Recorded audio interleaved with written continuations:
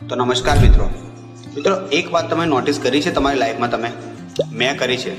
તમે તમારા જીવનમાં ગમે તેટલા પ્રયત્ન કરી લો, પણ એક પોઈન્ટ એવો આવશે કે જ્યારે તમને લાગશે કે હાશ, મેં આ પ્રશ્નનો હલ કરી નાખ્યો, હવે મને શાંતિથી ઊંઘ આવશે, હવે હું ચેનની શ્વાસ લઈશ, હવે હું આરામ કરીશ.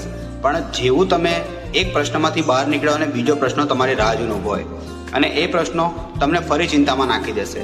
જો તમારી હેલ્થ સારી છે તો તમારી કેરિયરની ચિંતા તમને ખાવા લાગશે, કેરિયર સારું છે તો લગ્નની ચિંતા તમને ખાવા લાગશે, અને જો લગ્ન જીવન સારું છે તો બાળકોની ચિંતા તમને ખાવા લાગશે, અને જો બાળકો સારા છે તો એમના ભણતરની ચિંતા તમને ખાવા લાગશે, અને જો બાળક ભણતર સારું ભણી રહ્યા છે તો પછી એમના લગ્નની ચિંતા તમને ખાવા લાગશે, અને પછી જો લગ્ન થઈ ગયા છે તો પછી એમના બાળકોની સંભાળ રાખવાની ચિંતા તમને ખાવા લાગશે.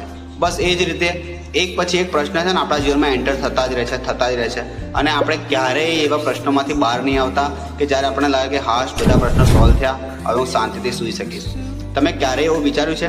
તમે એક વખત તમારી લાઈફને રિમાઇન્ડ કરીને 30 વર્ષ પાછળ જાઓ અને પછી પાછળ વળીને રિમાઇન્ડમાં તમે જુઓ કે તમને ક્યારે એવું લાગ્યું છે કે હાશ, મારા પ્રશ્નો સોલ્વ થયા અને એમાંથી બહાર આવ્યો?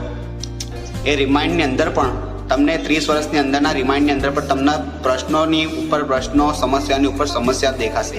ક્યારેય તમે એક પણ પ્રશ્નથી બહાર લઈને આરામ નહીં કર્યો. હા, થોડાક સમય માટે તમે ખુશ રહી શક્યા હોય કદાચ, જો તમારું નસીબ સારું હોય તો, પણ એવું બનતું નથી કે તમે એક પ્રશ્ન સોલ્વ કર્યો પછી આખી જિંદગી તમે શાંતિથી રહો.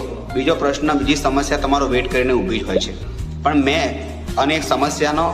આ બધી સમસ્યાનો મેં એક હલ શોધી કાઢ્યો છે. સમસ્યાની અંદર છે ને નાની ખુશીઓ જોવાનું ચાલુ કરો, નાનો આનંદ શોધવાનું ચાલુ કરો, અને પછી આનંદમાં તમે ઇન્વોલ્વ થવાનું ચાલુ કરો, તો તમારી જે સમસ્યા છે, તમારા જે પ્રશ્ન છે ને, એ તમને બહુ નાના લાગવા લાગશે.